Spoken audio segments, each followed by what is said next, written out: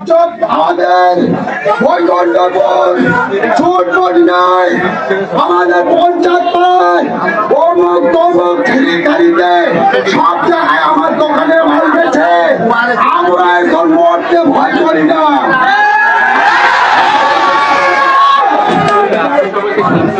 আপনারা, আমি অনুরোধ করে বলতেছি, আমাদের 20 লক্ষ টাকার উপরে মাল লুট হয়েছে।